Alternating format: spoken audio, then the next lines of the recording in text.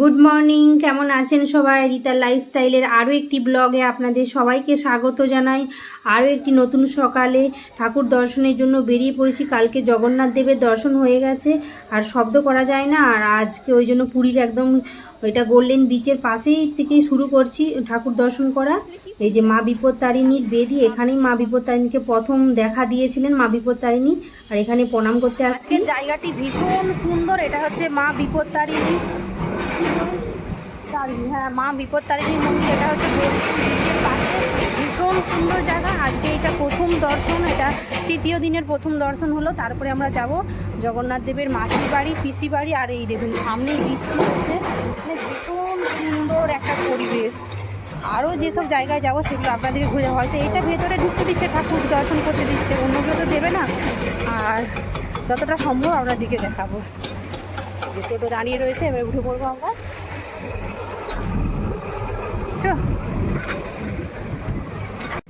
অটোতে আমরা উঠে পড়েছি, আর দেখুন সমুদ্রের একদম সাইড ধরে, বিচের সাইড ধরে যাচ্ছে, আর ভীষণ সুন্দর জায়গাটি, মানে এত ভালো লাগছে দেখুন সাইডটা।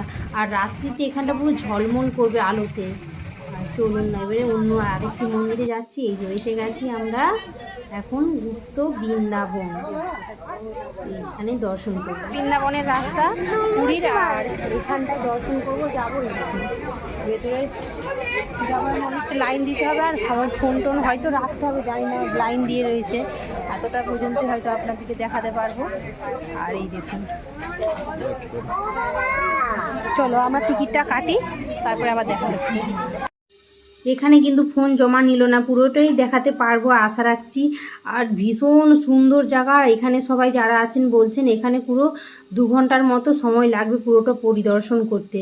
আর এখানে মানে যে বাইরে এত রোদের তাপ, কিন্তু ভেতরটা এত সুন্দর, গাছপালা, একটা প্রাকৃতিক পরিবেশ ভীষণ সুন্দর।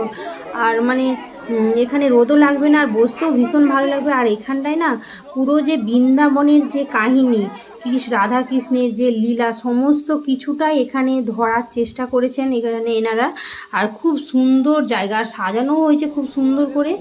এই দেখুন, আর চারদিকে সব জাল দিয়ে ঘেরা রয়েছে, ওই জালের ফাঁকে ফাঁকেই আমরা দেখছি। আর খুব ভালো লাগছে, এখানে কোনো ক্লান্তি আসবে না, কারণ কি চারিপাশটা এত সুন্দর। ওই দেখুন দূরে এখানে হচ্ছে সমুদ্র মন্থন হচ্ছিল, আর এই সাইডগুলি এত সুন্দর করে প্রাকৃতিক একটা পরিবেশ। আর এইগুলো কি জানি না, সবাই কয়েন ফেলছে, ওই জন্য আমরাও ফেলছিলাম আর প্রণাম করছিলাম। আর এই মন্দিরের ভেতরেই রয়েছে একটা বড় বাবার মন্দির, আর সেই খুব জাগ্রত, ওই জন্য ওখানে প্রদীপ জ্বালা বলে প্রদীপ নিয়েছি। আর এই দেখুন এখানে পরশুরাম আছে, আর এই যে এখানে বড় বাবার মন্দির, খুব জাগ্রত মন্দির এটা। আর জায়গাটা না এত সুন্দর করে সাজিয়েছে, মানে কৃষ্ণ ছোটোবেলায় কীভাবে লীলা করেছিল, ছোট থেকে বড় হওয়া, পুরোটাই পরপর সাজানো আর আছে। আর পুরোটা তো একটা ভিডিওতে মানে আমি একটু একটু দেওয়ার চেষ্টা করছি, মানে ভিডিও তো অনেক বড় হয়ে যাবে, ওই জন্যই দেখুন যে কৃষ্ণ তার মানে ইয়ং বয়সে যে অষ্টসখীর সাথে লীলা করছে, এইসব দৃশ্য রয়েছে, আর খুব সুন্দর। আর এখানে যে মহাপ্রভু রয়েছে, আর মহাপ্রভু আমাদের যে মহাপ্রভু যিনি, উনি তো পুরীতে এসেই বিলীন হয়ে গিয়েছিল, তার কোনো মানে দেহত্যাগ করেছিল, কিন্তু তাকে খুঁজে পাওয়া যায়নি, এটা একটা রহস্য। আর এখানে মহাপ্রভুর সমস্ত কিছু জীবনীটা, যে লাস্ট জীবনীটা কীভাবে কাটিয়েছিলেন, সমস্ত কিছুই এখানে তুলে ধরা হয়েছে। আর খুব সুন্দর জায়গাটি, ভীষণ সুন্দর। ওখান থেকে তো প্রায় 2 ঘন্টা পরে বেরিয়ে আরও একটি নতুন মন্দিরে এসেছি দর্শন করার জন্য। এটা হচ্ছে হনুমান মন্দির, হনুমানজির মন্দির। এই দেখুন এখানে দেয়ালগুলি এত সুন্দর সূক্ষ্ম সূক্ষ্ম কাজ করা আছে, মানে চোখ জুড়ানোর মতো পরিবেশ। আর আপনারা যখন আসবেন সব মন্দিরগুলো একদম দর্শন করবেন, ভীষণ ভালো লাগবে। পুরীতে আসলে অনেকেই জানেন না, তারা কিছু কিছু মন্দির, ওই মাসি পিসি বাড়ি আর বড় বড় কিছু মন্দির দেখে চলে যান, কিন্তু এর ভেতরেও যে ভীষণ ভালো ভালো মন্দির আছে, সেগুলোই আপনাদেরকে একটু দেখানোর চেষ্টা করছি, যাতে আপনারা আসার সময় আসলে মিস না করেন। আর এই দেখুন এখানে এটা কি ঠাকুর আমি জানি না। তারপরে এখানে এসে গেছি শিব মন্দিরে। এটা হচ্ছে 108 ধামের যে শিবলিঙ্গ, এখানে সব শিবলিঙ্গের প্রণাম হয়ে গেছে, হওয়ার পরে এবারে আমরা বেরিয়ে যাব। আর এই দেখুন এটা হচ্ছে রথের চাকা, এটা হচ্ছে জগন্নাথ দেবের রথের চাকা। আর এখানে আমরা প্রণাম করছি, করে সবাই একটু করে হাত লাগিয়ে ঘোরাচ্ছিলাম। ঘোরানোটা কিন্তু খুব ইজি না, ভীষণ শক্ত, মানে একবার ঘুরে গেলে তারপরে ছাই ছাই করে ঘুরবে। তারপরে বেরিয়ে দেখছি এখানে কত রকমের মাছ রয়েছে আর কচ্ছপ রয়েছে, ওই সাইডটায় কচ্ছপগুলো রয়ে গেছে, তোলা হলো না।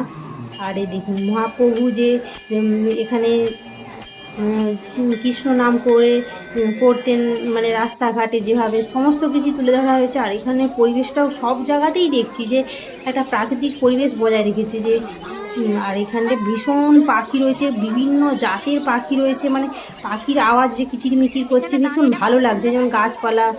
আর মানে খুব ভালো সুন্দর জায়গাটি। চলুন এবারে এরপরে এখানটায় দেখুন এই জায়গাটি, এই মন্দিরটার নামটাও আমি ঠিক জানি না, তাড়াহুড়ো করে ঢুকে পড়েছি। মন্দিরের উপরটা তো দেখা হয় না, কিন্তু এই মন্দিরে ঢুকে দিয়েছি। এখানেও মানে খুব সুন্দর দেয়ালগুলি পরিপাটি করে সাজানো। এরপরে আমরা চলে যাব জগন্নাথ দেবের মাসি বাড়ি পিসি বাড়ি। এই দেখুন এটা হচ্ছে জগন্নাথ সুভদ্রা বলরামের জন্মভূমি, মানে জন্মস্থান, কিন্তু এটা বছরে একবারই খোলা হয়। যাই হোক ওদিকে দর্শন করে আরেকটা মন্দির এসে গেলাম, মাসি পিসিও বাড়িও গিয়েছিলাম, তখন দেখানো হলো না, অনেকটাই বেলা হয়ে গেছে, প্রায় 2:30 বাজে। এবারে বাড়ি ফিরছি। এখন বাজে সন্ধ্যে 6টা, আর এখন আমরা গোল্ডেন বিচের দিকে যাচ্ছি। এই যে টোটো এসে গেছে, সবাই গিয়ে এখন সেখানে থাকবো কিছুটা সময়, 11টার সময় বিচ করে আসবো, ওখানে কিছুটা টাইম স্পেন্ড করবো, আর সেখানেই আপনাদের সাথে দেখা হচ্ছে।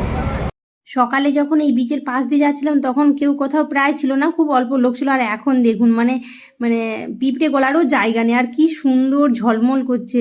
আর এখন কিছু কেনাকাটা করব। চলুন আজকের মতো এখানেই শেষ করছি।